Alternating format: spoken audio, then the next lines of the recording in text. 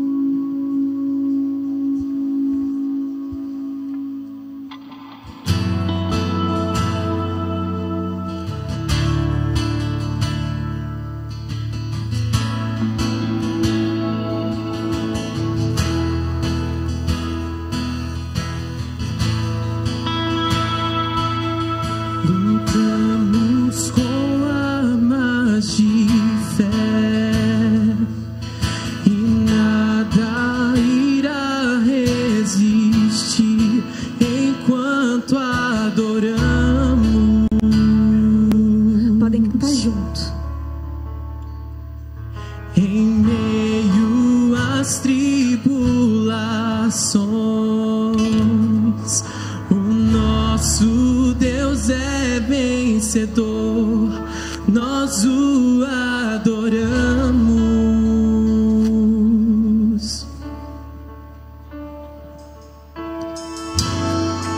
Vitorioso és, na tempestade está. Teu nome infalível é, os reinos em vão, teu trono acima está. Teu nome imutável é. Não prevaleceu e nada irá impedir eu te adorarei.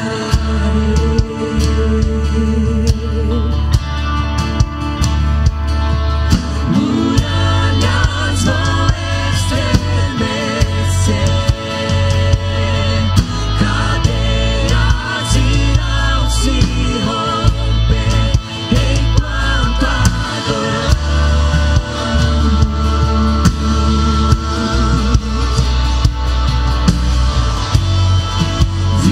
Vitorioso és, na tempestade estás.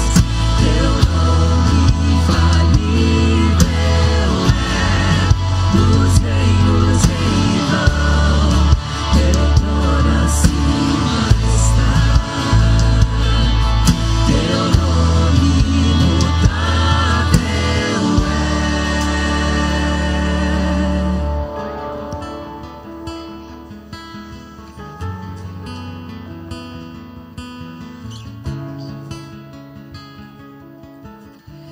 Como trovão, impetuoso, poderoso és, grandioso és, que vem ao céu, nós proclamamos, poderoso és, grandioso és, como um trovão, impetuoso, poderoso és, grandioso és, que vem ao céu, nós proclamamos, poderoso és, grandioso és, vitorioso és, na tempestade estás. Teu nome infalível é, os reinos em vão, teu trono acima está. Teu nome imutável é. Comunidade, Vitorioso és, na tempestade estás. Teu nome infalível é, os reinos em vão, teu trono acima está. Teu nome imutável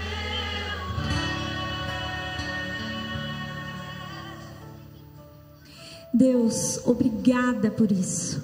Obrigada por seu nome ser imutável. Obrigada por tudo que o Senhor faz por nós. Cuide de nós, cuide de cada um aqui, cuide das suas famílias, cuide daqueles que não puderam vir também. Nos abençoe nessa manhã, isso que eu te peço por Jesus. Amém.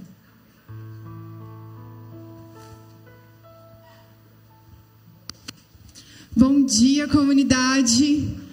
Tudo bem?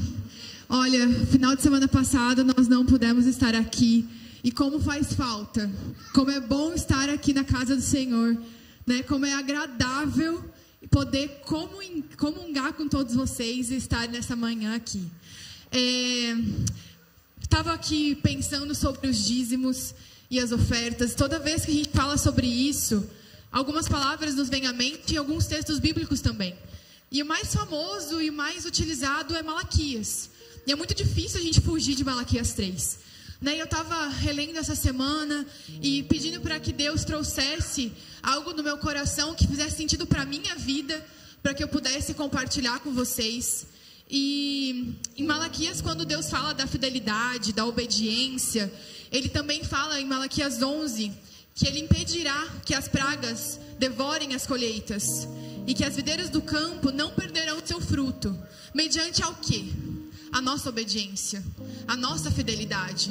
E naquela época, quando Ele fala de devorador, Ele fala da praga principal, que era o gafanhoto. E para contextualizar, na época, Deus tinha que ser claro com o seu povo. E o gafanhoto era o animalzinho que realmente destruía com a lavoura e fazia com que eles perdessem a maior riqueza de Israel. Que celeiros fartos era sinônimo de riqueza. Então, para Deus ser claro e objetivo, Ele tinha que usar a linguagem da época, que era: olha, se vocês não forem fiéis, se vocês não cumprirem com aquilo que eu peço para vocês, que é levar a casa do tesouro, aos seus dízimos e as suas ofertas, eu atingirei a riqueza de vocês, que é através da praga dos gafanhotos. E eu fiquei pensando, qual é o gafanhoto hoje? O que é que, se eu não obedecer, Deus pode ceifar, coitar, tirar de nós? E o que Ele requer de mim, a minha obediência, que se eu não cumprir, haverá dano? E pensando, eu sou recém-casada, na verdade faz 1 ano já, e eu fiquei olhando para minha casa, para minha família, e logo que eu casei, uma pessoa muito sábia me disse que eu devia orar pelas coisas da minha casa, pelo meu carro, porque o devorador, ele também vem através de coisas que estragam, alimentos que perecem, meu carro que estraga, coisas na minha casa que quebram. Porque se eu não sou fiel ao que Deus pede de mim, alguma coisa tem que me atingir. O que me atinge? Bens materiais. Hoje nós somos materialistas, Às vezes é uma ação que não prospera, é um investimento que eu faço que não dá lucro. É mesmo eu ganhando muito, o dinheiro vai, porque eu tenho que arrumar algo que quebrou, porque eu tenho que deixar meu carro para consertar, porque eu tenho que pagar mais do que eu ganho. Então as coisas que nos atingem hoje podem ser pequenas, como o gafanhoto era na época. A gente tem que olhar para dentro das nossas casas e tentar identificar que brecha eu tenho que aparar, para que o gafanhoto não me atinja. E cobrir através da fidelidade, da obediência. Porque tudo isso é para falar de obediência. Porque tudo isso é para olhar para o nosso Deus Altíssimo, que nos pede 10%. Tudo isso é para olhar para a graça e abençoar a forma de Deus tratar na nossa vida. Porque Ele não vem para tirar tudo. Ele só vem para mostrar que nós temos que ser fiéis. Então hoje a gente tem a oportunidade de sermos fiéis através dos nossos dízimos e ofertas. Então que você possa, antes de tudo, entregar o seu coração, entregar a sua casa, entregar a sua família e analisar onde você tem que cuidar, aonde você tem que vigiar, aonde você tem que redobrar a sua atenção para que o devorador não chegue. Então, através do Pix que está sendo projetado, você pode entregar o seu dízimo e a sua oferta. Por favor, sinalize se é o dízimo ou se é a oferta. Encaminhem para o Paulo para que ele possa cuidar da administração da igreja. Você também pode usar o aplicativo, o 7Me, para fazer a destinação correta. E agora os nossos colaboradores estarão passando também, caso você tenha dinheiro para entregar.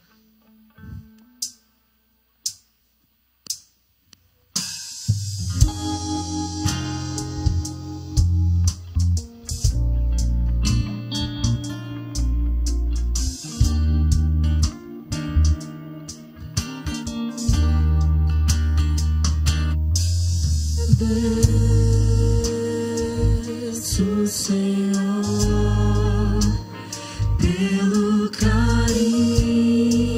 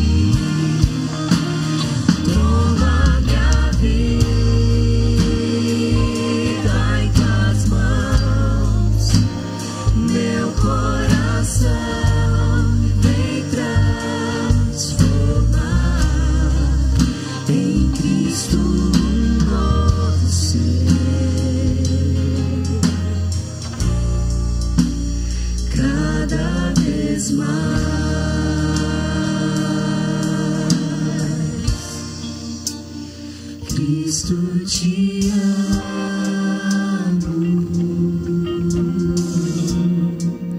Tu és minha luz.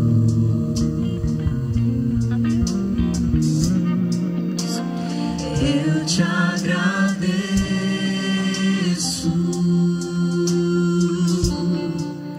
querido Jesus.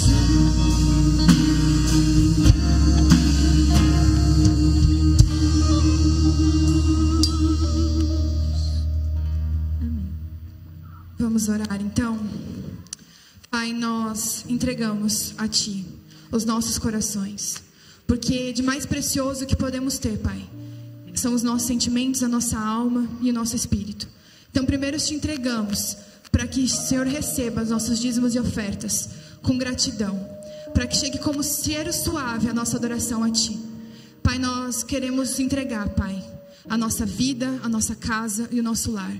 Que o Senhor seja soberano sobre todas as coisas, a que iremos fazer, as decisões que iremos tomar. E que o Senhor esteja protegendo as nossas finanças e guardando da nossa casa e da nossa família, através da fidelidade e da obediência, a qual tentamos demonstrar hoje, com carinho e com amor e com muita gratidão. Amém.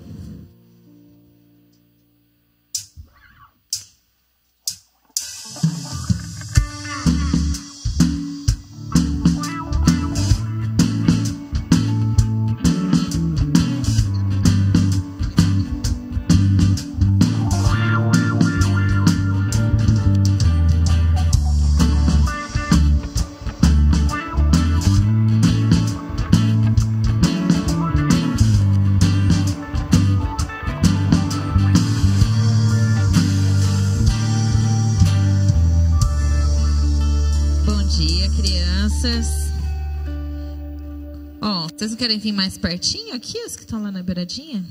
Eu vou contar hoje para vocês uma história que eu gosto muito, muito, muito na Bíblia. Não sei se vocês conhecem. É a história de Gideão. Alguém conhece a história de Gideão? Você conhece, Bianca? Então me ajuda a contar.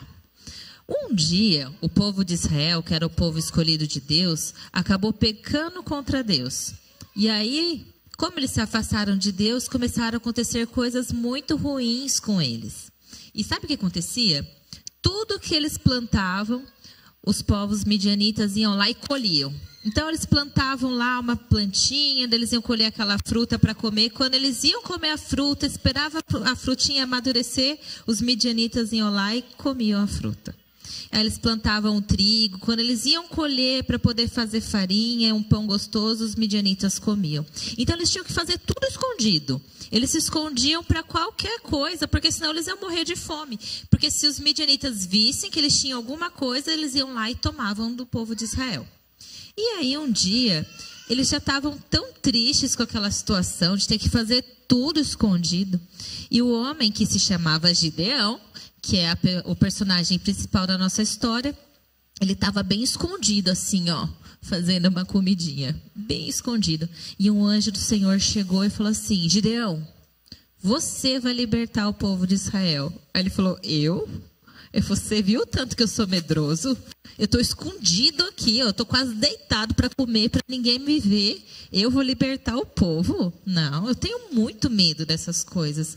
Mas o anjo de Deus virou para ele e falou assim: mas eu sei que no seu coração você pode ser muito corajoso.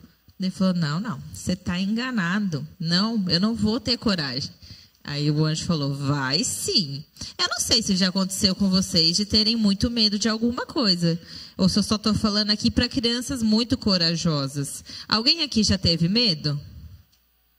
Ah, eu também já tive bastante medo. E de vez em quando ainda tenho. Mas quando um anjo de Deus fala para a gente ter coragem, né? E aí o que aconteceu? Deus falou assim: Gideão, você vai ter que juntar um exército e vocês vão lutar contra os midianitas. E aí eles juntaram. O Gideão juntou todo mundo que podia lutar. Todos os homens que eram fortes, todos os homens que tinham boa saúde, todos os homens que sabiam lutar. E ele juntou 10.000 pessoas. Só que os midianitas, gente, eram milhões. Eu não sei se vocês têm ideia de milhões, mas é muita gente. É mais do que todo mundo que mora na nossa cidade. Aí E Gideão falou, olha, o exército é esse aqui. Deus olhou aquele exército e falou assim, muita gente. Ele falou, Deus do céu, mas olha isso. Os homens já eram muito mais que a gente. Deus falou, muita gente. Aí ele falou assim, como que a gente vai selecionar? Deus falou assim, Gideão, chega lá para os homens e fala assim, quem está com medo pode ir embora para casa. Ele falou, Deus, você tem certeza disso? Já é pouca gente. Pode ir lá. Aí ele foi lá e falou, gente, se alguém aqui está com medo, se alguém comprou uma casa nova e não aproveitou a casa, se alguém acabou de casar, está com saudade da esposa, teve filho, não viu o nenenzinho ainda, pode ir embora. Pronto, foi um monte embora. Aí Gideão pensou, o que é isso? Eu já estava com medo antes. Agora, com essa miserinha de gente, não vai dar certo. E Deus virou para ele e falou assim, muita gente. Ele falou, que jeito, não vai dar certo isso. Aí ele falou, faz outro teste. Leva esses homens para beber água. Na beira do riacho. E aí manda eles beberem água. Aí eles foram na beira do riacho. E Gideão falou assim, vamos parar para beber uma água? Eles pararam. Quem desceu do cavalo, agachou com toda a calma e bebeu água assim, ó, com calma, Deus falou, pode ir embora para casa. Só fica os que beberam com pressa, assim, de cima do cavalo. Sabe quantos homens sobraram no final? Uns 300. Parece muito, mas quando a gente pensa em milhões, seria quase como se nós, as crianças aqui, tivéssemos que lutar contra a igreja inteira. A gente ia estar frito. Nossa, mas daí Gideão já tinha entendido que Deus tinha o quê? Um plano especial. E vocês conhecem o plano? Bianca, você conhece a história, você sabe o plano de Deus? Deus ia vencer para eles. Deus que ia lutar para eles. É por isso que quando Deus fala para a gente, seja corajoso, seja corajosa, é porque Ele que vai lutar pela gente. E sabe o que Deus fez? Colocou tanto medo naquele exército gigante, e aqueles homens pegaram os vasos de barro, foram de noite lá no acampamento, quebraram os vasos, levantaram umas tochas de fogo, e aqueles homens ficaram com tanto medo que eles mesmos se destruíram ali. E o povo, os 300 homens, só precisaram quebrar o vaso e levantar a tocha. Que o restante, Deus quem fez. Eu gosto da história do Gideão, que ela deixa sempre essa lição pra gente. Que a gente não precisa se preocupar, porque quando a gente olha pra gente e pensa, eu sou pequena, eu sou magrinha, eu sou fraquinha. Mas Deus vira e fala, mas eu que sou seu Deus. E Ele pode fazer qualquer coisa. Então, eu gostaria de fazer uma oração aqui com você. Para a gente lembrar que é Deus quem está sempre à nossa frente. E é que aqui nós temos crianças que podem ser fortes e corajosas, se vocês se entregarem para serem instrumentos nas mãos de Jesus. Então a Bianca vai fazer uma oração aqui, para a gente encerrar nosso momento das crianças. Depois vocês passam ali no ladinho com a tia Aline. Pega um papelzinho para vocês poderem pintar e aproveitar o culto junto com os adultos, tá bom? Querido Deus, obrigada por esse dia que estamos mais um dia nessa santa de oração, que abençoe que todos estão aqui, ou que não puderam vir, que abençoe todas as crianças e todos os adultos. Em nome de Jesus, amém.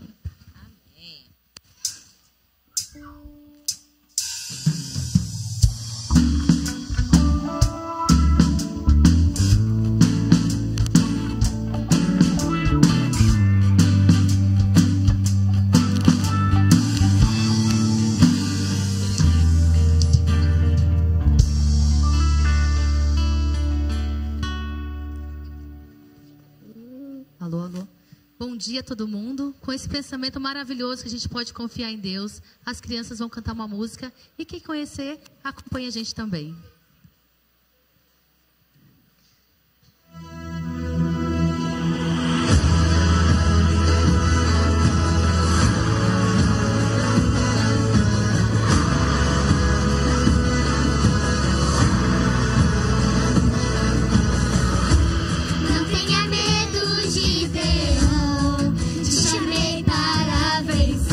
Não é o exército nem seu poder, das maravilhas de Deus.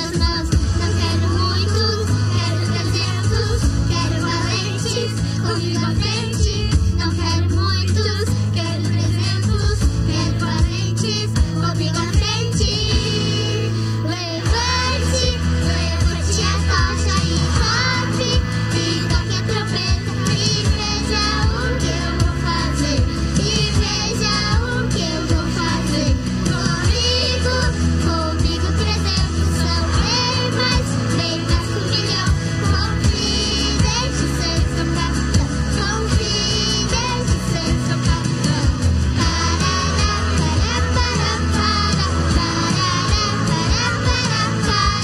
Parará, para, para, para. Parará, para, para. Não quero muitos, quero 300, quero valentes, comigo à frente.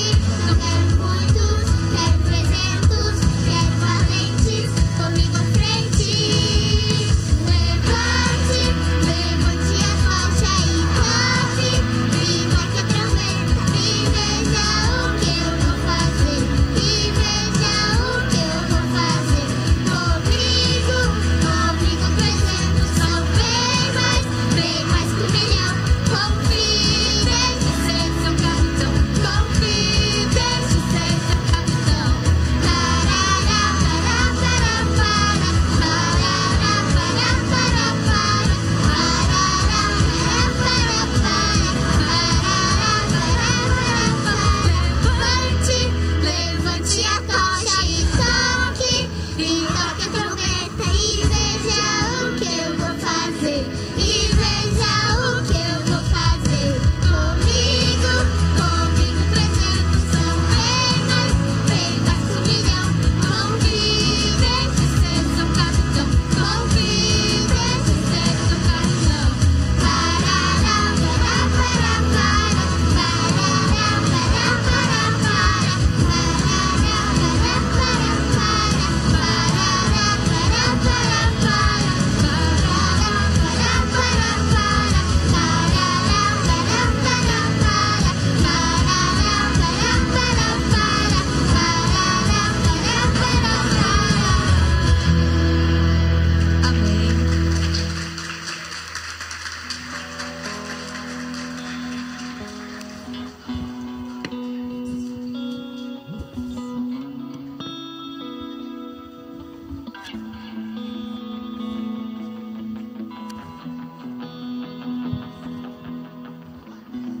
Bom dia, comunidade.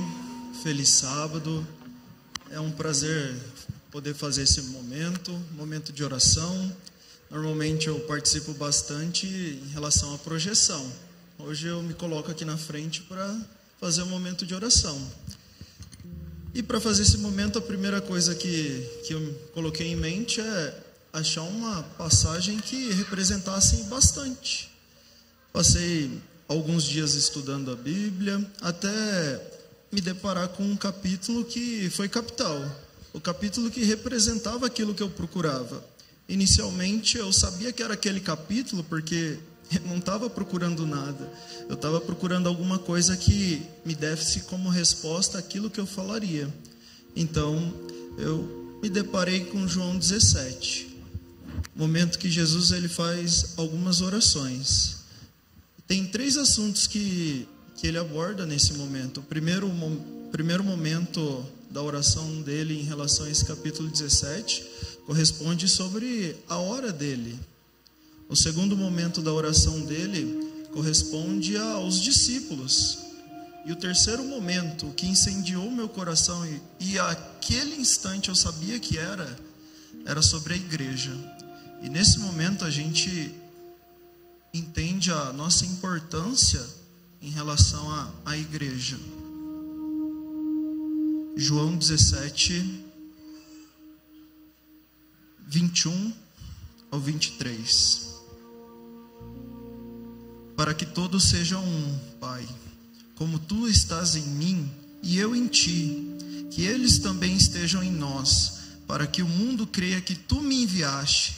Dai-lhes a glória que me deste, para que eles sejam um, assim como nós somos um, e eu neles, e Tu em mim, que eles sejam levados à plena unidade, para que o mundo saiba que Tu me enviaste, e os amaste como igualmente me amaste.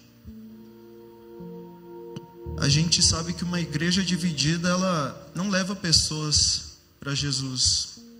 E a nossa resposta para essa oração de Jesus é conseguir transformar vidas, é conseguir iluminar pessoas que estão presas no mundo, é atrair pessoas em unidade, com amor, para a fé, para Cristo, para as pessoas entenderem o que de fato é a luz e o que realmente é o conforto. Nesse momento, o louvor vai cantar.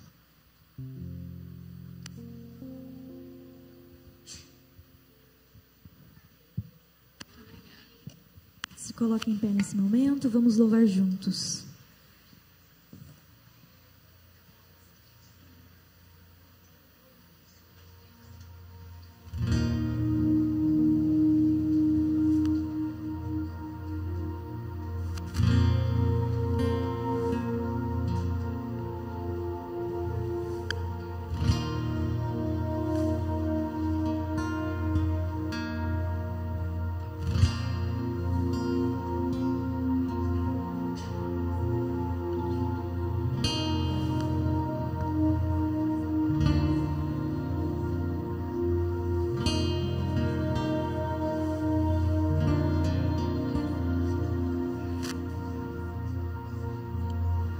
O som de uma voz comparado ao trovão, o mundo na palma da mão,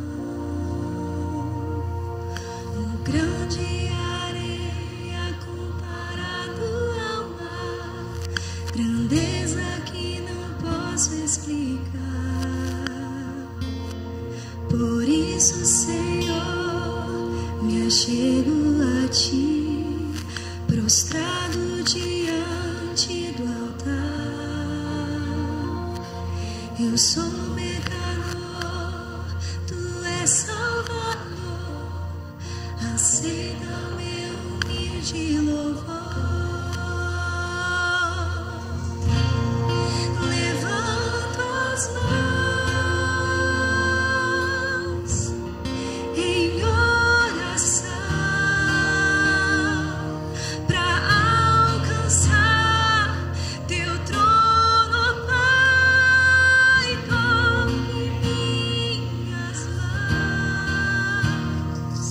meu ser sorri ao imaginar Tuas mãos a me encontrar.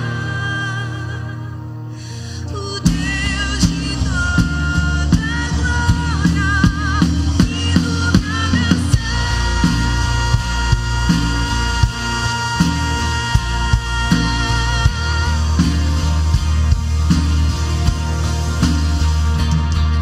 O som de uma voz comparado ao trovão, o mundo na palma da mão,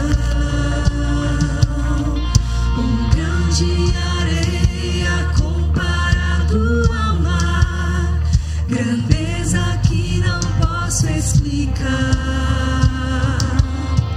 Por isso, Senhor, me achego a Ti, prostrado diante do altar.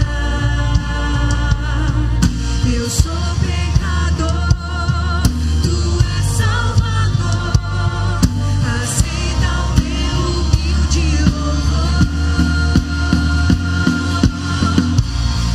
Levanto as mãos em oração, pra alcançar Teu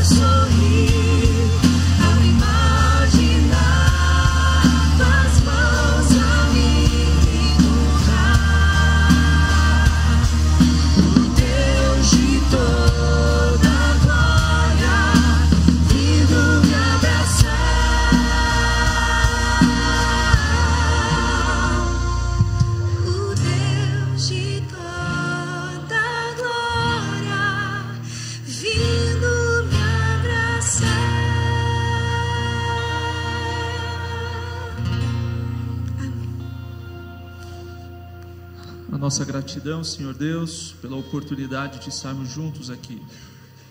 A nossa gratidão pela liberdade do culto, a liberdade de professar a nossa fé. E nesse momento pedimos que o Senhor aceite a nossa adoração, mas também que o Senhor aceite a nossa vida de adoradores. Que se algo falta em nós, que o Senhor nos complete, e que esse seja o momento em que juntos possamos refletir na sua palavra, aprender lições para a nossa vida, encher o nosso coração de esperança e confirmar o desejo de muito em breve encontrar contigo. Oramos em nome de Jesus. Amém.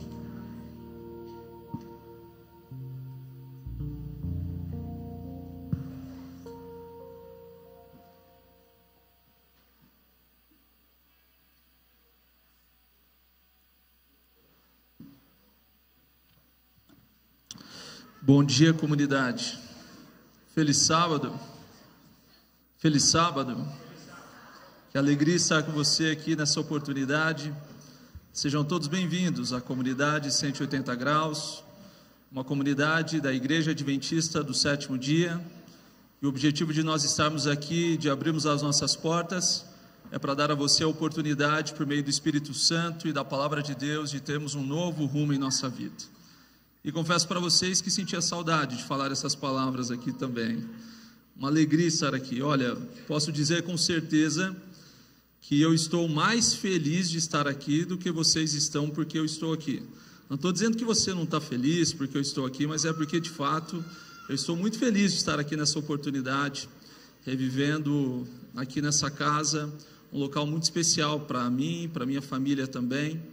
Eu me lembrava ainda que esse período de setembro e outubro me lembra algumas fases importantes que vivemos aqui na comunidade 180. 8 anos atrás, mês de setembro de 2015, a comunidade tinha recém aberto as suas portas e eu tive a oportunidade de pregar pela primeira vez na comunidade. Ainda era no auditório lá no Colégio Adventista da Zona 4 e nós éramos o Espaço Novo Tempo aqui de Maringá.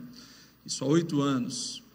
E há 4 anos atrás, no mês de outubro de 2019, eu tive a oportunidade de estar aqui à frente, exatamente onde eu estou agora, compartilhando com a minha igreja, com a minha comunidade, a felicidade de nós termos decidido como família aceitar o chamado de Deus e irmos até o nosso seminário de teologia da Igreja Adventista para estudar teologia e nos formar como pastores. Isso faz 4 anos. E voltamos agora, no mês de outubro de 2023, com alegria para dizer a vocês que estamos há 40 dias desse momento, né? 8 períodos se passaram e nós estamos nos 40 dias finais desse período. E pela graça de Deus, Deus tem conduzido a nossa casa, a nossa família, confirmado o chamado ao ministério da nossa família pastoral, e Deus tem sido muito bondoso para conosco. E eu tenho certeza que vocês e muitos dos que estão aqui oraram por nós durante esse período, externaram esse sentimento de oração à nossa família a todo tempo, e nós temos apenas bênçãos para compartilhar em relação a tudo isso. Há quase 2 meses, no começo do mês de setembro, é um período em que aqueles que estão finalizando o seminário recebem então as entrevistas dos presidentes do campo de todo o Brasil, para que possam então receber essa oportunidade de saber por onde vão servir, iniciar o seu ministério. E nós estamos em casa, né, porque somos aqui da Associação Norte Paranaense, sou natural aqui de Maringá, e recebemos então o pastor presidente aqui da associação, e tivemos uma conversa muito agradável, que envolvia todo o nosso relacionamento com esse campo, o fato de trabalharmos em educação adventista desde 2010, já praticamente 13 anos juntos, e o convite para que trabalhássemos aqui na Associação Norte Paranaense, acompanhado de uma notícia que ele havia recebido, de que havia um chamado também da União Sul-Brasileira, para que nós servíssemos na própria instituição, onde hoje trabalhamos, estudamos, e foi esse chamado que aceitamos. A partir do ano que vem, permaneceremos lá na Faculdade Adventista do Paraná, como capelão, como pastor do Colégio da FAP, já nessa atividade que estamos fazendo há praticamente 2 anos. Estamos muito felizes por essa oportunidade de iniciar o nosso ministério pastoral ali na Faculdade Adventista do Paraná, fazendo aquilo que aqueles que me conhecem sabem que já faz parte da minha rotina há muitos anos. Então a nossa alegria e gratidão é pela oportunidade de permanecer aqui onde sempre estivemos, na nossa região, e sabendo que estaremos perto de vocês também. Pedimos que continuem a orar por nós, por nossa família, pelos sonhos e por todo esse caminho que se passa pela frente. E já fica o convite para que no dia 17 de dezembro, essa comunidade que tem uma relação e um papel tão profundo e estreito com a nossa família, com a história desse chamado, para que vocês estejam lá no dia da formatura, domingo, dia 17 de dezembro, um domingo pela manhã. Te convido a acordar mais cedo e lá prestigiar esse momento, certo? No domingo, 17 de dezembro, em um momento oportuno ali, algum convitinho pelas redes sociais vai te lembrar aqui, ok? Alegria estar com você aqui nessa oportunidade. Falei, mas minha mãe sempre me ensinou que eu preciso me apresentar também, porque eu vejo pessoas aqui novas que eu não conheço. Inclusive eu acredito que faz possivelmente quase 1 ano e meio que eu não prego aqui na comunidade. Estive aqui uma vez esse ano para visitar os irmãos, para acompanhar um ótimo sermão que estava sendo apresentado. O meu nome é Michel e eu fui aqui dessa comunidade por muitos anos. E hoje nós residimos ali na Faculdade Adventista do Paraná, o nosso querido IAP, onde nós estamos ao mesmo tempo estudando e trabalhando. Hoje trabalho como pastor escolar do Colégio da FAP e finalizando esse último período, os últimos dias do curso teológico, estou com a minha família, minha esposa Graciele, que está ali, minha filhinha Raquel, que nasceu nessa igreja. Essa aqui foi a primeira referência de igreja dela. Estamos felizes por voltar aqui como família também. Muito bem, vamos àquilo que interessa, vamos à palavra. Você está com a sua Bíblia aí na sua mão? Toda a oportunidade que nós temos de nos reunir como comunidade é um momento para adoração, é um momento para louvor, mas eu creio que a chave, o momento principal se dá quando nós nos reunimos em torno da palavra. É o momento que, além de nós nos conectarmos com Deus por meio da nossa voz, como fizemos o louvor, é o momento que nós abrimos o nosso coração para que a palavra nos instrua, para que a palavra nos ensine. E nesses próximos minutos que passaremos juntos, nós vamos conversar sobre alguns temas importantes. Portanto, eu te convido para pegar a sua Bíblia. E nessa manhã nós temos 2 textos que iremos estudar juntos. O nosso texto principal é a Epístola de Tiago, é a Carta de Tiago. Mas o primeiro texto que nós vamos abrir é o texto do profeta Miqueias. Então eu convido você para que você vá ao profeta Miqueias, que é um daqueles livros que se esconde da sua Bíblia no Velho Testamento, que se embola ali no meio de outros profetas menores, e nós começamos pelo profeta Miqueias. Se você está utilizando a sua Bíblia no seu celular, não há problema nenhum, mas fica o convite para que você vença a tentação contemporânea de ficar navegando entre aplicativos e para que você se concentre também na palavra de Deus. Você já está em Miqueias, eu convido você a fechar os seus olhos, nós vamos orar mais uma vez.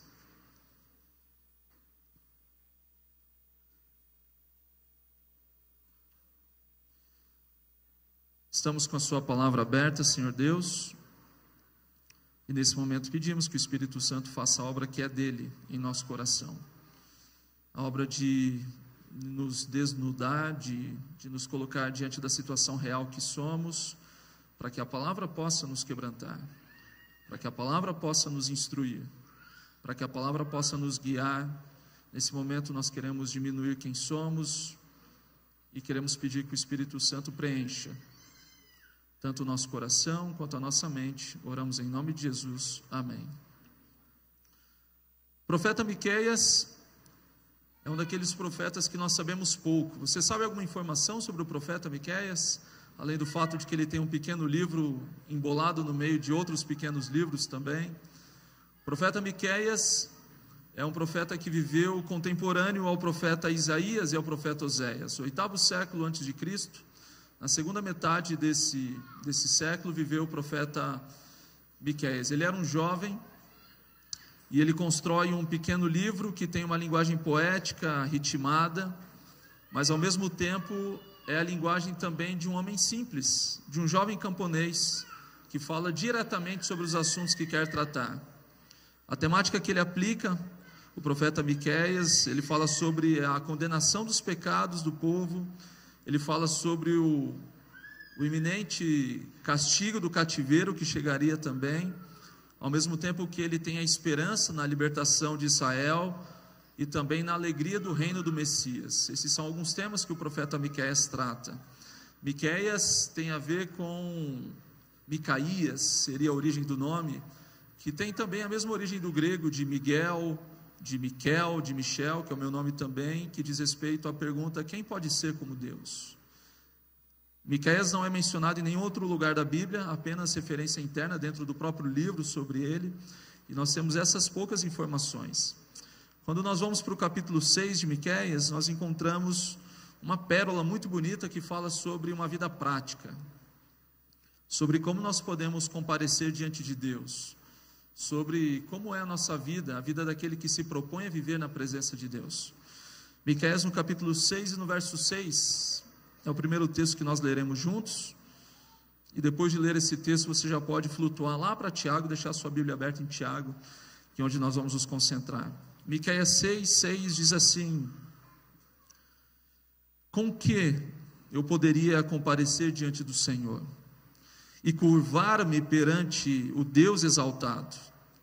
Para estar diante do Senhor, eu deveria oferecer holocaustos de bezerros de 1 ano? Ficaria o Senhor satisfeito com milhares de carneiros, com 10.000 ribeiros de azeite? Será que eu devo oferecer o meu filho mais velho por causa da minha transgressão, o fruto do meu corpo por causa do pecado que eu cometi? Como me apresentar diante de Deus? E o verso 11 diz, é o próprio Deus quem responde: Ele mostrou a você, ó homem, o que é bom e o que o Senhor exige.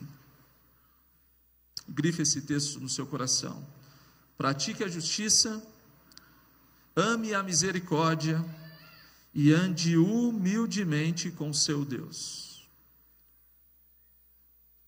Praticar a justiça, ter amor pela misericórdia que vem de Deus e que você professa para os outros também, e andar de que forma com Deus?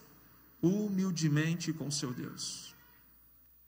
Quando nós falamos que nós professamos uma fé, ou quando nós falamos que somos cristãos, se eu revisitasse algumas das mensagens que tive a honra de compartilhar nos últimos anos aqui na comunidade, várias delas começam com a mesma indagação, porque eu realmente fico curioso em pensar o que é que você está fazendo aqui. Praticar a religião é uma forma de resistência hoje em dia. Eu fico muito curioso para saber o que te motivou a levantar nessa manhã e vir para cá. Um desejo ardente no coração de adorar? Um pecado que acusa tão profundo no coração que você se sentiu à vontade de se confessar com Deus e vir aqui para aliviar sua barra? Um hábito tão forte que acompanha a sua vida que você não poderia estar em outro lugar a não ser aqui?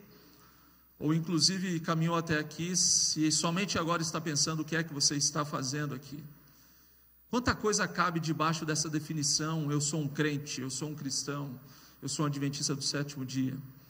E esse viver diário, esse viver com Deus é na verdade a grande identidade de quem nós somos.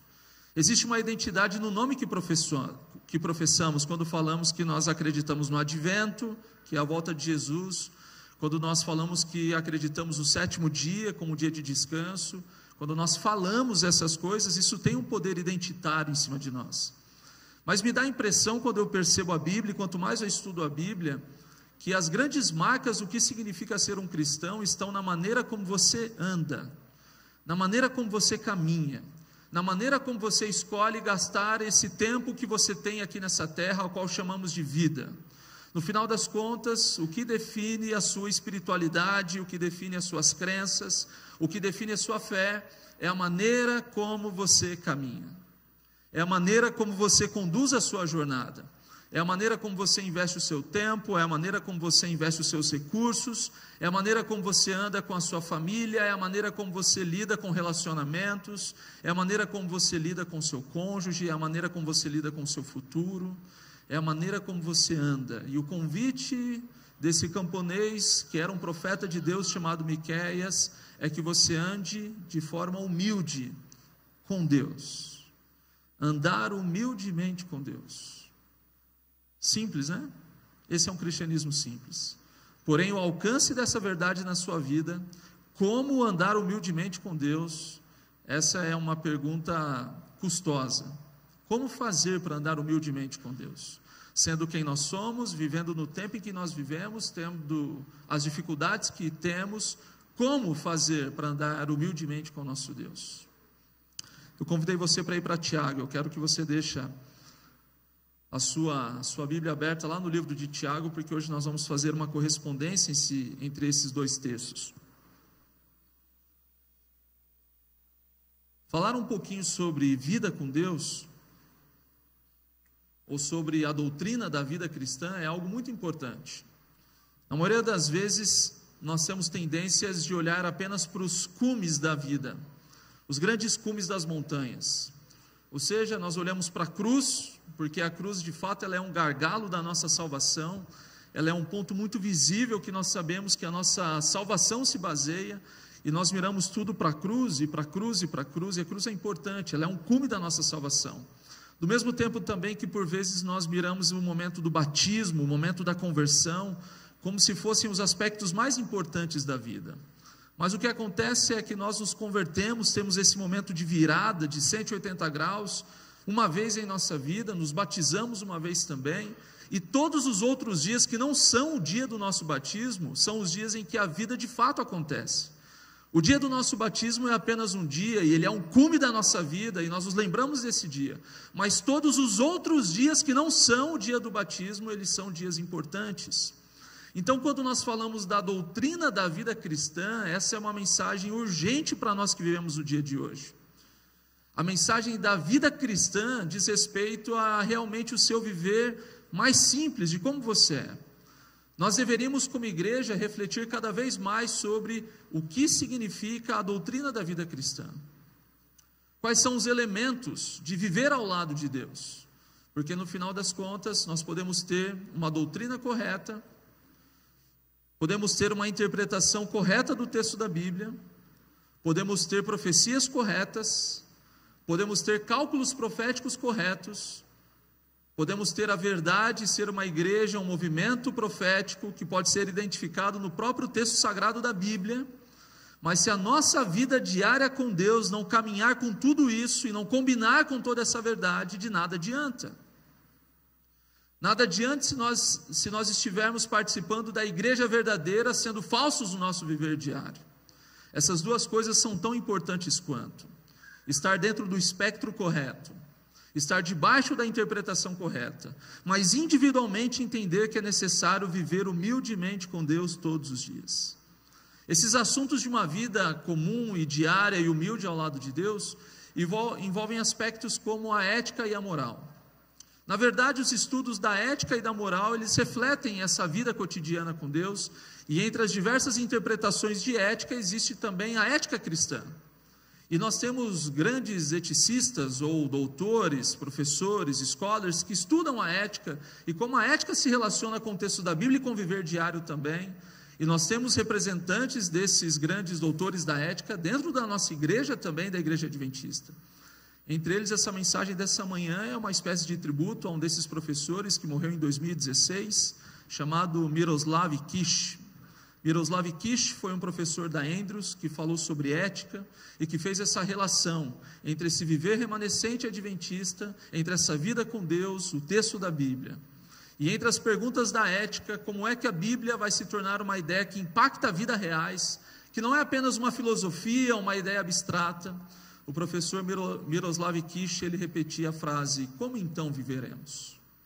Quando nós olhamos para a Bíblia, quando nós olhamos para as verdades da Bíblia, a grande pergunta que fazemos é: a Bíblia nos diz o que devemos fazer, a Bíblia nos diz qual é a verdade, a Bíblia nos traz os elementos importantes, mas quando eu olho para a Bíblia e eu olho para a minha própria vida, como então eu devo viver?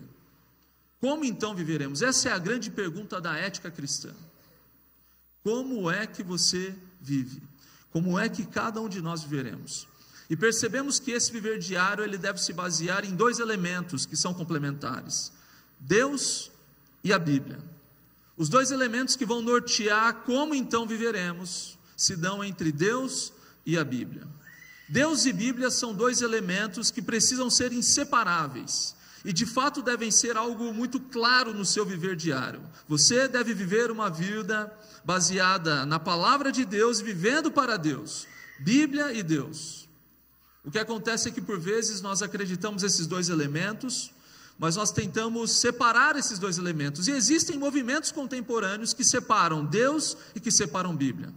Não é muito difícil você encontrar pessoas que acreditam em Deus, mas que não estudam a Bíblia. Pessoas que sentem a presença de Deus, pessoas que são de Deus, pessoas que de fato acreditam que vivem com Deus, mas não têm nenhum relacionamento com a Bíblia. Estudando teologia, percebo o efeito contrário também. Existem hoje em dia teólogos importantes do mundo que tratam esse livro como se ele fosse apenas um livro. Não existe Deus. São teólogos ateus que olham para esse livro como qualquer outro livro de ciência e de filosofia e que tentam agora esvaziar todo o sentido espiritual desse texto, todo o profetismo desse texto, toda a capacidade de que Deus converse e transforme vidas por meio desse texto, e tratam esse texto de maneira sintética. Todas as vezes que nós nos apegamos a Deus sem Bíblia, nós estamos caindo no misticismo. Vou repetir para você. Quando nós valorizamos apenas a Deus e ignoramos a Bíblia, nós caímos no misticismo. E o misticismo é exatamente essa ideia de criar um Deus à sua própria imagem. O misticismo, ele está relacionado apenas à experiência. O misticismo nada mais é do que uma maneira de paganismo moderno, porque no paganismo você cria um Deus que se parece consigo mesmo.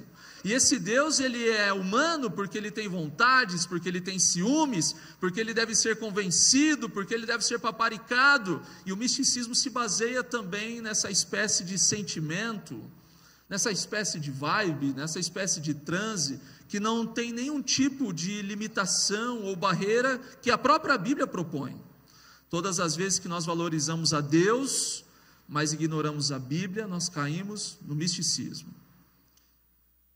Mas quando nós olhamos para a Bíblia também, sem pedir a orientação de Deus, nós percebemos que a Bíblia pouco pode fazer por nós. Porque a grande verdade é que a Bíblia é como se ela fosse uma partitura, e não a vida antes dela ser performada. A Bíblia é como se fosse uma partitura, mas a partitura só tem vida em que momento? Quando alguém a toca. A partitura só tem valor quando alguém faz a prática dela.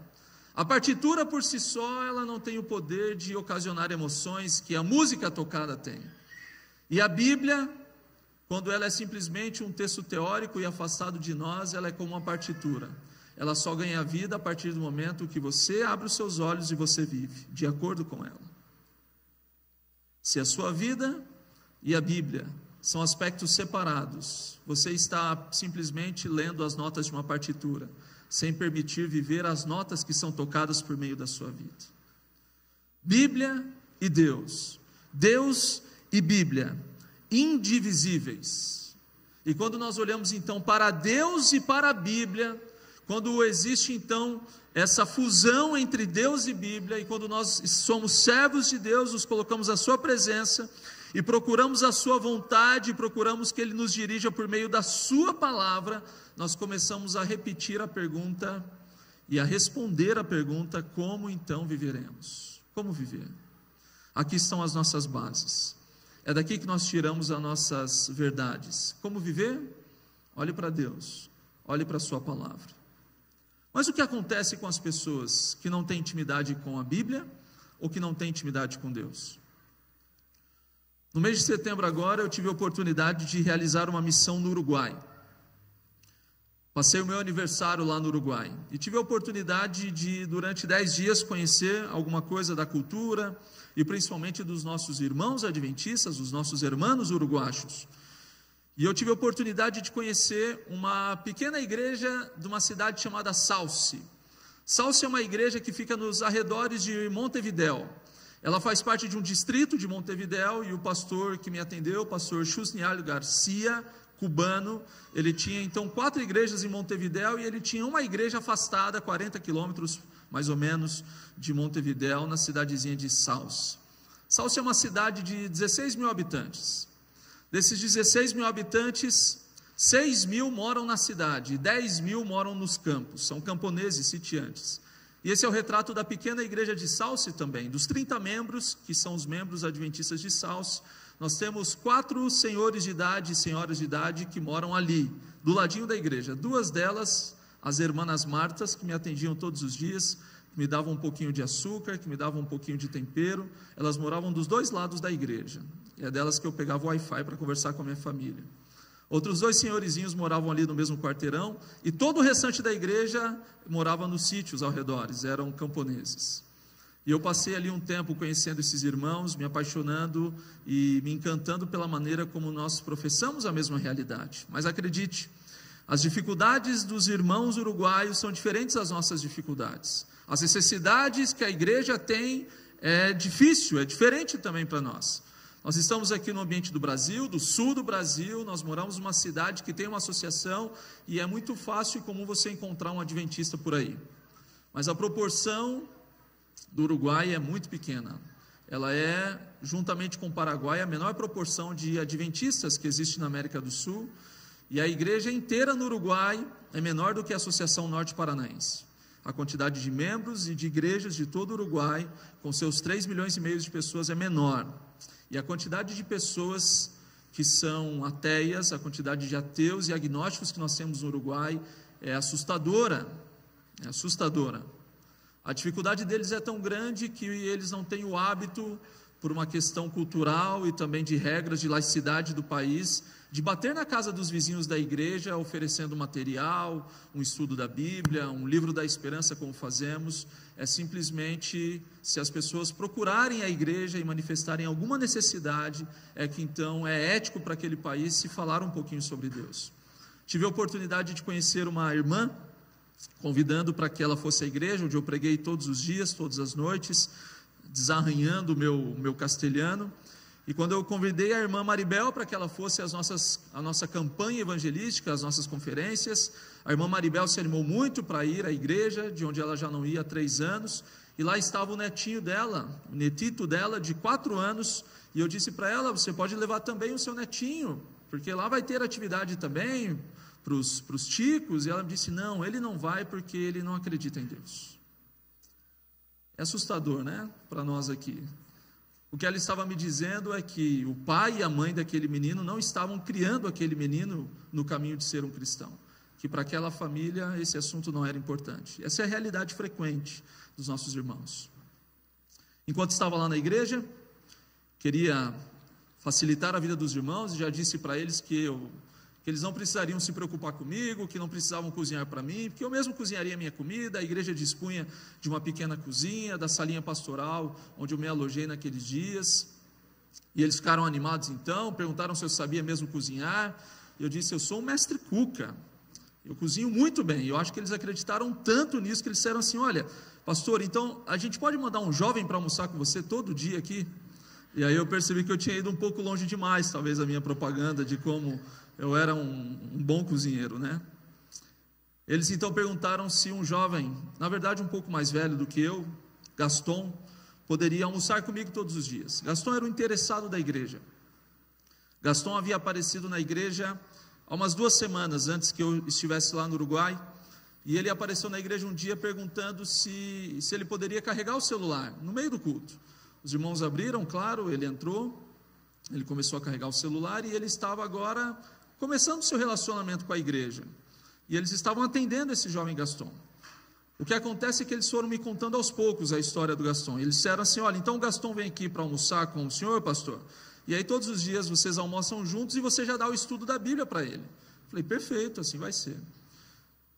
Todos os dias então eu fazia o almoço para Gaston e para mim, nos sentávamos à mesa, compartilhávamos da mesa, do reino, conversávamos sobre a vida, conversávamos sobre a seleção brasileira, a seleção uruguaia, conversávamos sobre a cultura.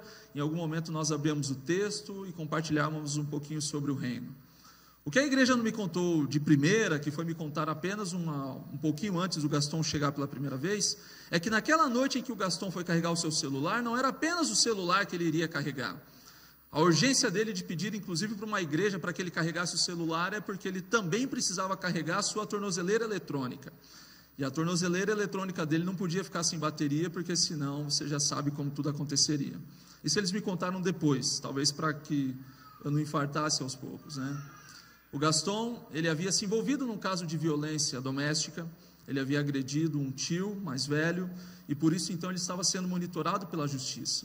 Por conta desse episódio, ele estava lentamente perdendo tudo. Primeiro o seu casamento, o seu emprego, a sua família, e o Gaston estava vivendo uma situação de rua, morando numa barraca, embaixo de uma ponte na pequena cidade de Saus.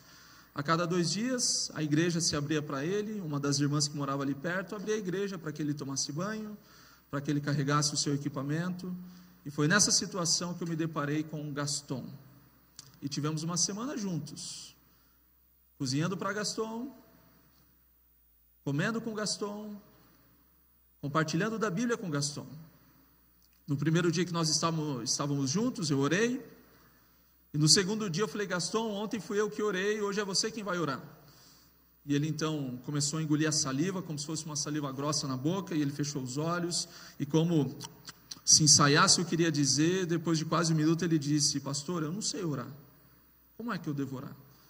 Eu falei: Gaston, converse comigo, do mesmo jeito que você fala comigo, fale com Deus.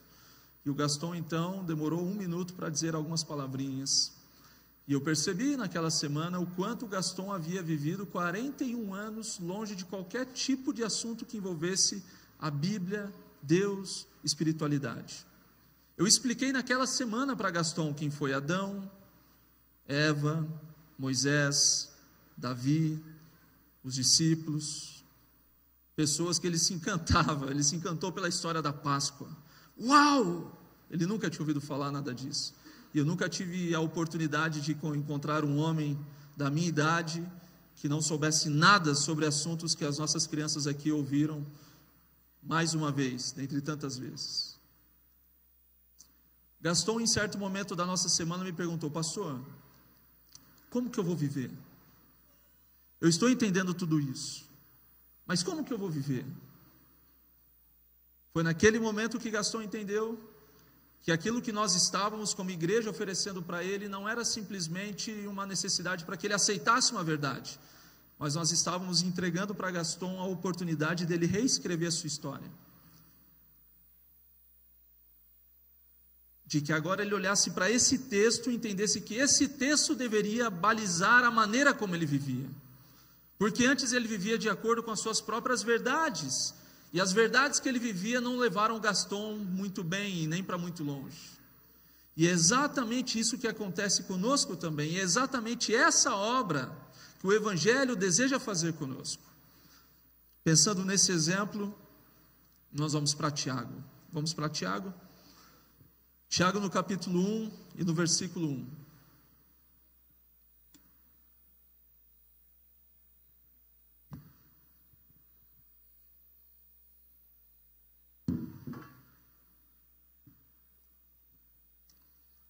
O texto começa dizendo: Tiago, servo de Deus e do Senhor Jesus Cristo, as 12 tribos dispersas entre as nações, saudações. Somente essa introdução aqui gera diversas teses. Quem é esse Tiago? Por que se coloca como servo de Deus e do Senhor Jesus Cristo? Por que especificamente escreve para essas 12 tribos que estão na dispersão, na diáspora de todas as nações? Por que saúda essas igrejas? A igreja, ao longo dos seus 2 milênios, tem discutido sobre quem é esse Tiago. Existem alguns Tiagos na Bíblia, possivelmente 3 ou 4. Talvez fosse Tiago, o irmão de João, filho de Trovão. Talvez fosse Tiago menor, aquele outro Tiago que existe entre os discípulos. Talvez fosse um Tiago, filho de Alfeu, citado na Bíblia.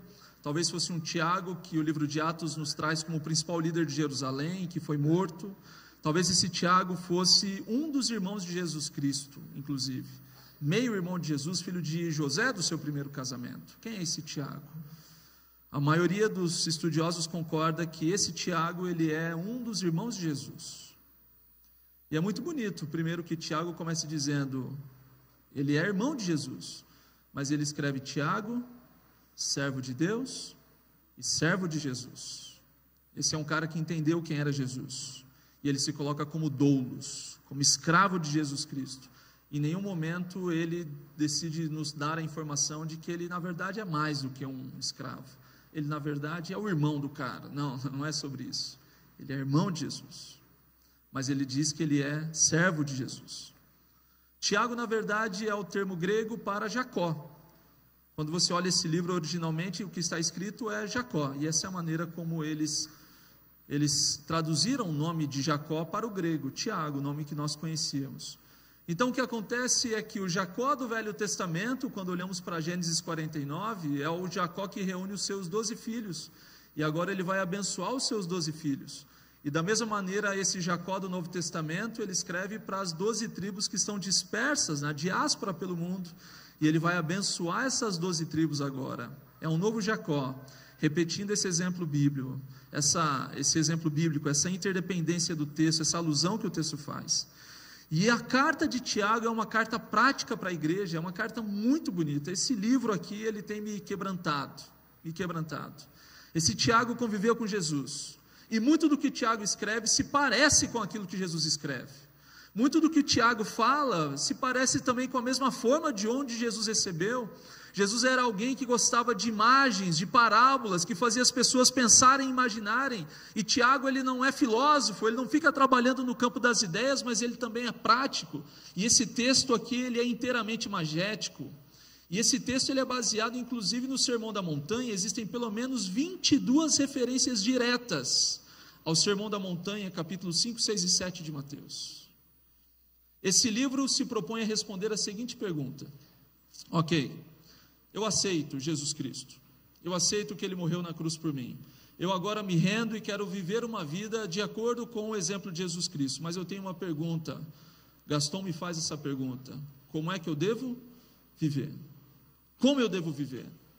Se você por vezes tem dúvidas também sobre o que é que Deus espera de você numa terça-feira chuvosa, se você tem dúvidas sobre o que o Evangelho espera de você, se você tem dúvidas sobre como você pode representar o reino de Deus, eu vos apresento o Jacó do Novo Testamento, eu vos apresento Tiago, e Tiago vai te dar as informações sobre como você deve viver. Você não precisa ir muito longe para descobrir que Tiago está bebendo de Jesus Cristo, e eu quero ler com você no capítulo 21, no capítulo 1 e no verso 22, acompanhe comigo o que diz, uma parábola que Tiago agora decide ouvir. Jesus Cristo no Sermão da Montanha, ele termina o Sermão da Montanha explicando a parábola das duas casas. Aquele que ouve minhas palavras e pratica é semelhante a um homem que construiu a sua casa, onde? Na rocha. Mas aquele que ouve as minhas palavras e não pratica é semelhante a um homem que construiu sua casa na areia. E agora vem Tiago e olha o que ele diz: sejam praticantes da palavra. É o mesmo mote de Jesus Cristo, e não apenas ouvintes, enganando-se a si mesmos. Aquele que ouve a palavra, mas não a põe em prática, é semelhante a um homem que olha a sua face no espelho, e depois de olhar para si mesmo, sai e logo se esquece da sua aparência. Mas o homem que observa atentamente a lei perfeita, que traz a liberdade, persevera na prática dessa lei, não se esquecendo do que ouviu, mas praticando, será feliz naquilo que fizer. E no exemplo de Tiago, assim como Jesus Cristo falava que quem ouve a palavra e não pratica, constrói uma casa na areia, para Tiago, alguém que ouve a palavra mas não pratica, é tão estranho quanto alguém que se olha no espelho, vê sua própria imagem, mas quando se vira, se esquece de quem é. Porque existe um aspecto de identidade na palavra, e nós somente sabemos quem somos quando nós nos olhamos pelo filtro da palavra, quando nós olhamos para aquilo que a palavra diz de quem somos. Todas as vezes que tentamos viver o nosso cristianismo separado da palavra de Deus, somos confusos, como alguém que não se lembra mais da sua própria imagem, como alguém que não se lembra mais de quem é. Tiago fala sobre aspectos práticos, e a sua tarefa de casa hoje é ler o capítulo 3, já passe por ele. Ele fala sobre o domínio da língua, e Tiago fala como pode, da mesma maneira como um navio transatlântico, ele é controlado por um pequeno leme, também a nossa vida e o nosso corpo é controlado por um pequeno órgão chamado língua. E a língua, ela tem o poder de abençoar e de maldizer. E Tiago fala para a igreja: vocês estão se contaminando pela língua de vocês, porque a língua, esse órgão pequeno, fala coisas audaciosas. Tiago no capítulo 3. Mas Tiago, ele fala também sobre uma esperança que nós conhecemos muito bem. E esse é o nosso texto para essa manhã. Tiago no capítulo 5 e no verso 7. Eu quero que você abra esse texto juntamente comigo, para que nós possamos ler esse texto, para que nós possamos nos lembrar da esperança que Tiago tinha, o irmão do Senhor, que se colocou como servo e escravo, a esperança que nós professamos, que essa casa de oração professa, que essa igreja professa, que essa comunidade professa, a esperança que é, na verdade, a nossa grande identidade. Tiago, no capítulo 5 e no verso 7, o Jacó do Novo Testamento nos diz: portanto, irmãos, sejam pacientes até a vinda do Senhor. Miqueias nos dizia que nós devemos viver de forma humilde diante de Deus. Como então viveremos? Tiago agora nos diz: vivam de forma paciente até a vinda do Senhor. Essa paciência, ela se mescla com esperança ativa, não é apenas uma espera, não é simplesmente ficar sentado, mas esperar pacientemente diz respeito a não duvide da promessa. Não duvide da promessa. Tiago não fazia ideia que nós estaríamos estudando esse texto quase 2000 anos para frente. E nos dias dele ele diziam: esperem pacientemente a vinda do Senhor. E agora ele vai nos trazer mais uma metáfora, mais uma imagem, porque assim faz Tiago, e ele diz: vejam como o agricultor aguarda que a terra produza a preciosa colheita, e como espera com paciência até virem as chuvas do outono e da primavera. Sejam também pacientes e fortaleçam o seu coração, pois a vinda do Senhor está próxima. Amigos, como então viveremos?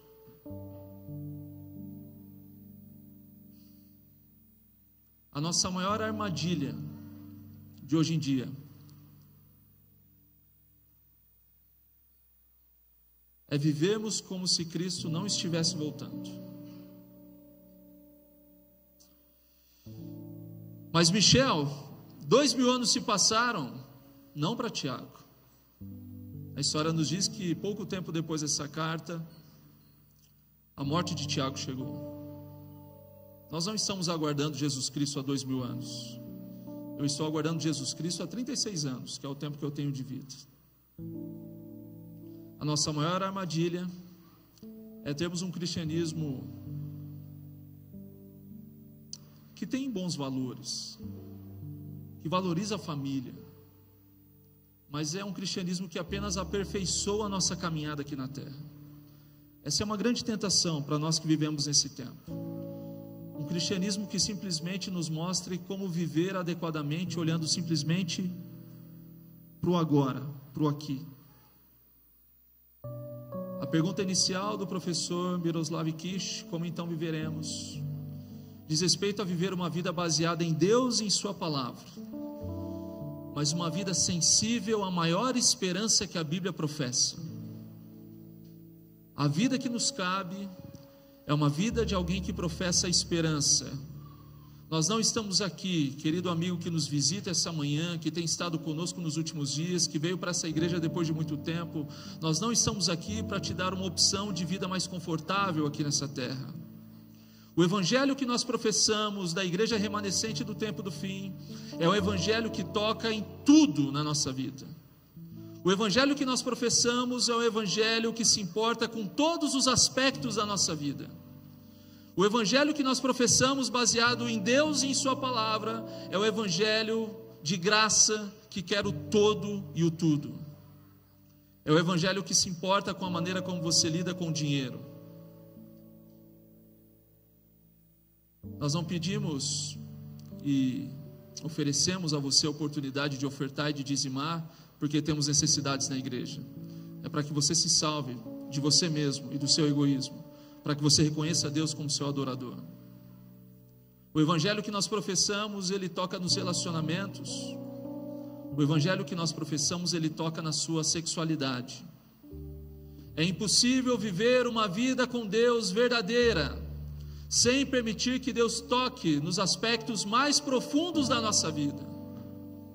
Se nós estamos vivendo uma vida apenas de enganação, de fachada, de hipocrisia, de atuação, e não permitimos que o evangelho toque naquilo que mais nos incomoda, isso não tem valor. Eu sei que são palavras duras, e você sabe que são palavras verdadeiras. O evangelho que transforma é o evangelho que toca em todos os aspectos da nossa vida. O que o profeta Miqueias está nos dizendo e o que Tiago está dizendo é que é importante saber como viver. E nós devemos viver humildemente na presença de Deus e pacientemente esperando a sua volta. Eu gosto da maneira como termina o verso 9, a última frase do verso 9. O juiz está às portas. Essa é a nossa maior esperança. Vivemos como pessoas que têm a convicção de que estamos andando com Deus e por isso devemos viver de forma humilde. Mas nós carregamos a maior esperança, mesmo que todos os outros movimentos cristãos e evangélicos se calem. O motivo pelo qual essas portas estão abertas é para dizer que o juiz está às portas. Isso não deve causar medo em você. Isso deve causar extremo temor na presença de Deus e esperança de que o juiz está às portas. Se hoje eu perguntasse para vocês quantos aqui carregam aflições e angústias, se eu perguntasse para você quantos têm tido desilusões, se eu perguntasse para você quantos de vocês estão ainda esperando que a felicidade chegue, porque parece que ela nunca vem plenamente, nós nos encontraríamos em todos esses aspectos, por um motivo muito simples. A maneira como vivemos aponta para aquilo que os nossos olhos ainda não veem, mas aquilo que nós temos certeza que em breve acontecerá. O juiz está às portas. Nós vamos cantar uma música agora. Eu convido os meus amigos do louvor para que venham até aqui. Não é apenas uma música para marcar o final do nosso programa, mas é uma oportunidade para que você possa refletir na maneira como você tem andado. No final das contas, é sobre isso que é a jornada de fé. Como é que você tem andado? Essa música, ela é um momento para que enquanto você ouve esse louvor que engrandece quem é Deus, para que você pense onde está o seu coração, para que você pense o que você tem feito com os seus relacionamentos, para que você pense aquilo que você tem escondido dos outros, para que você pense a maneira como você tem sido um esposo e uma esposa, para que você pense a maneira como você tem sido um pai e uma mãe, para que você pense na maneira como você tem sido um filho, para que você pense na maneira como você tem sido um irmão de igreja, para a maneira como você tem vivido, humildemente com Deus, pacientemente esperando a volta do juiz que está às portas. Nós vamos orar assim que esse louvor terminar, mas eu gostaria de orar com você, não com todos, talvez aqui à frente, mas eu tenho certeza que alguns de vocês, para essa manhã, têm decisões especiais a tomar. Talvez porque o Espírito Santo conversou com você, talvez porque você refletiu acerca de situações que devem ser mudadas na sua vida, talvez porque você precisa pedir a ajuda de Deus para vivificar a sua fé e a sua esperança. E para esses nós teremos uma oração aqui à frente. É uma oração de decisão, é uma oração de entrega, dizendo: Senhor, esse é um dia importante para mim, porque o Espírito Santo fala ao meu coração.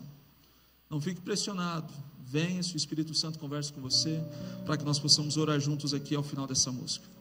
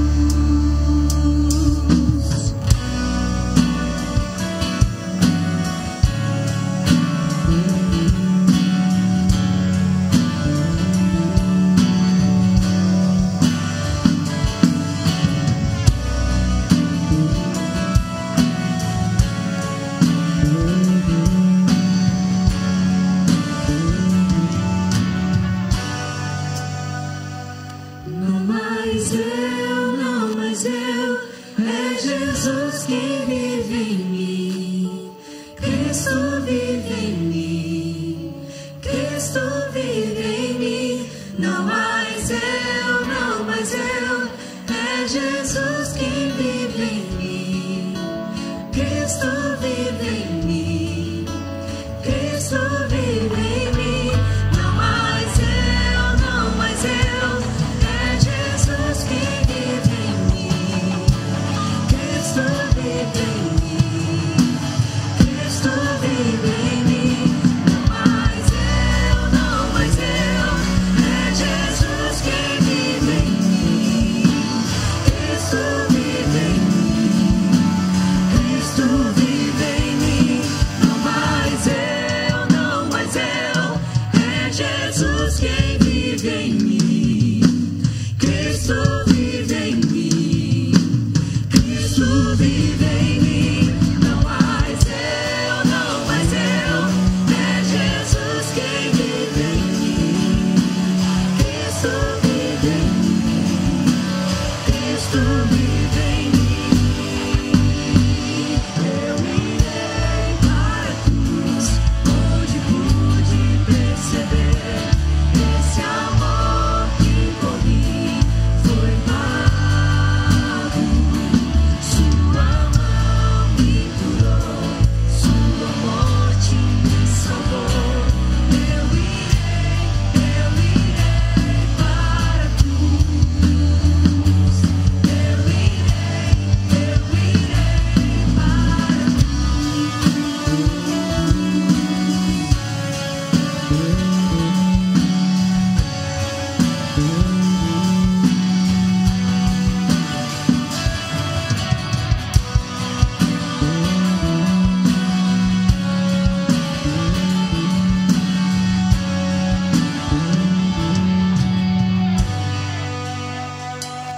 Essa oração, ela ainda cabe mais gente. Alguns amigos vieram aqui pelos corredores. Se veio pelo corredor, pode vir mais pertinho aqui. Eu tenho certeza que tem mais alguém que gostaria de receber essa oração hoje, dizendo: Senhor, um dia novo, uma nova oportunidade, um momento com Deus. Alegria por estar aqui com você, amigo. Vem com toda a sua família, vem. Deus abençoe também, irmão. Essa aqui é uma oração de dizer: Senhor, essa vida é sua, o Senhor é o dono dela. Eu quero vencer quem eu sou, andar humildemente com o Senhor, me lembrar da esperança que um dia recebi, porque nós sabemos de fato o que vai acontecer conosco. Eu sempre gosto de pensar que o dia que essa comunidade não mais professar essa volta de Jesus, nós não temos mais motivo para estar aqui. É para isso que nós somos chamados. Nós somos chamados para dizer que Jesus Cristo está voltando. Deus seja louvado por todos vocês que estão aqui hoje conosco. O Espírito Santo tem obras maravilhosas a fazer em nosso coração, em nossa família. Mas a obra mais importante que o Espírito Santo quer fazer por nós não é o nosso aprimoramento, a nossa felicidade. A primeira e mais importante obra que o Espírito Santo faz em nosso coração é nos dar a salvação. Salvação é acima de felicidade. Salvação vai acima de todas as coisas. Nós precisamos clamar por salvação. Deus seja louvado por todos vocês que estão aqui. Nós vamos orar nesse momento, mas eu gostaria que no início dessa oração você conversasse com Deus, dissesse para Ele as coisas que você decide. Peça a ajuda dEle, peça a presença do Espírito Santo em sua vida. Conversa com Ele agora como um pai amoroso. Conversa com Ele e nós vamos orar juntos depois. Converse com Ele.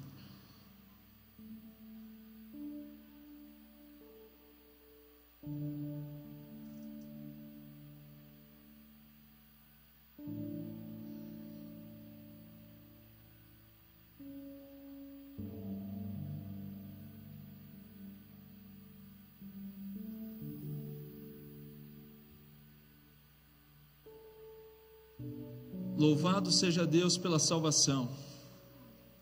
Louvado seja Deus pelo perdão. Louvado seja Deus pela oportunidade de escolha, de decisão. E aqui estão, Senhor, os seus filhos. O Senhor nos conhece de perto, o Senhor conhece a nossa vida, conhece o nosso coração, conhece a nossa história, conhece por onde temos caminhado, mas hoje nós somos gratos porque nada escapa dos seus olhos, e porque o convite da graça de novo nos encontrou. Nós agradecemos porque hoje nós nos sentimos atraídos, puxados para o seu amor, e nós queremos dizer que queremos entregar o nosso coração ao Senhor. Queremos pedir que o Senhor nos salve de nós mesmos, queremos pedir que o Senhor nos livre dos nossos pecados e que nos perdoe, mas que o Senhor deixe bem claro no coração de cada um desses filhos e filhas que estão aqui, que já não há mais condenação para aqueles que estão debaixo da sua graça, perdoados pelo seu amor, pelo seu sangue, e que o Espírito Santo agora nos confirma esse perdão e essa salvação. Obrigado, Senhor Jesus Cristo, pela obra que hoje o Senhor faz por nós, aí no santuário. Obrigado porque o Senhor é o nosso intercessor diante do Pai. E muito obrigado pela oportunidade que temos de, como comunidade, nos reunir para professar essa graça, esse amor, esse convite. Nos eduque, Senhor, na sua palavra sobre como viver. Que possamos viver humildemente na sua presença. E que possamos viver pacientemente aguardando pela sua breve volta. Que o Senhor não nos cale, que o Senhor não nos tire desse rumo, e que possamos gritar a plenos pulmões para todos que existe um convite de salvação e de graça. Obrigado porque nesse momento nos sentimos leves. Obrigado porque nesse momento nos sentimos puros. Obrigado porque nesse momento nos sentimos perdoados. Agradecemos por essa maravilhosa graça e oramos em nome de Jesus. Amém. Amém.